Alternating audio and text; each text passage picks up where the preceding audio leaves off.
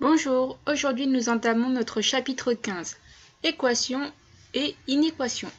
Équations, on en a parlé un peu tout au long de l'année, donc ça devrait aller vite. C'est le sujet de cette vidéo. Les inéquations seront abordées lors de la prochaine vidéo. Alors, résoudre une équation. Déjà, qu'est-ce qu'une équation?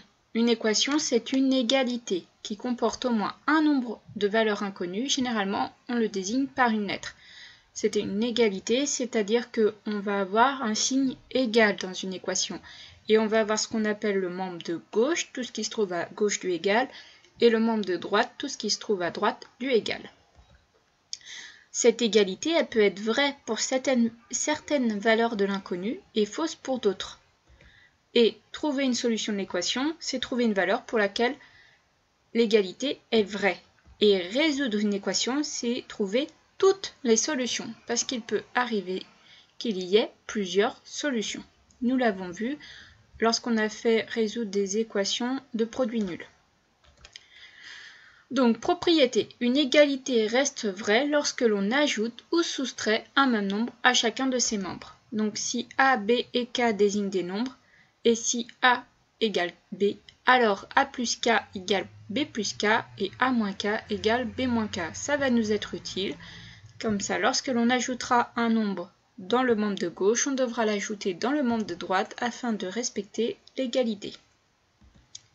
Une égalité reste vraie lorsque l'on multiplie ou divise chacun de ses membres par un même nombre non nul. Attention, car on n'a pas le droit de diviser par 0.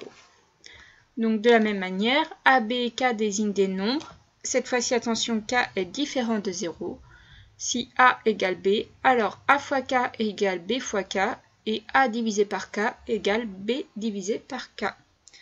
Une fois encore, ça va nous être utile lorsque l'on va résoudre des équations. Comme ça, si on a besoin de diviser d'un côté par un nombre, il suffit de diviser de l'autre côté par le même nombre pour conserver l'égalité. Voyons tout de suite la méthode pour résoudre une équation. Donc, résoudre l'équation 5x plus 11 égale 3x plus 5, on va vouloir obtenir x égale quelque chose. Donc, on va essayer de faire en sorte de n'avoir plus que des x dans le membre de gauche et des nombres classiques ou simples dans le membre de droite. Donc, pour cela, on va annuler les nombres que moi je dis les nombres simples, donc c'est les nombres sans lettres, donc sans inconnus, dans le membre de gauche. Ici, on a 11. Donc, pour annuler 11, on soustrait 11. Si j'avais eu moins 11, pour annuler moins 11, j'ajoute, donc j'additionne 11. Donc, si je soustrais 11 dans le membre de gauche, je n'oublie pas de soustraire 11 dans le membre de droite. Donc, j'ai 5x plus 11 égale 3x plus 5. Je vais faire moins 11 à gauche. Donc, 5x plus 11 moins 11, les 11 s'annulent, il me reste 5x. Et je fais la même chose à droite, 3x plus 5 moins 11, 5 moins 11, ça va donner moins 6, et le 3x y reste. J'ai donc 3x moins 6. On n'oublie pas que 5 moins 11, ça fait moins 6. Ensuite, je vais annuler les x dans le membre de droite. Nous revoyons, ici on avait 3x moins 6 dans le membre de droite, donc il faut annuler 3x. Pour annuler 3x, je vais soustraire 3x. Si je le fais à droite, je le fais à gauche pour conserver l'égalité. Donc j'ai 5x égale 3x moins 6. Je vais annuler les x dans le membre de droite, donc je fais moins 3x. Donc à droite, j'ai 3x moins 6 moins 3x. Les 3x s'annulent, normal, c'était mon objectif. Il me reste donc moins 6. Dans le membre de gauche, j'ai 5x moins 3x. Il me reste 2x.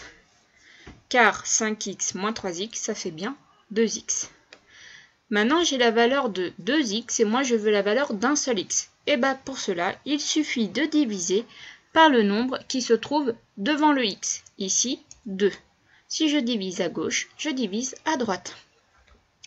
2x égale moins 6. Pour avoir la valeur d'un seul x à gauche, je divise par 2. 2x divisé par 2, ça donne x. Si je le fais à gauche, je le fais aussi à droite. Moins 6 divisé par 2, ça donne moins 3. La solution de cette équation est donc moins 3. Nous nous arrêtons ici pour cet exemple. Nous revoyons ça en cours tous ensemble.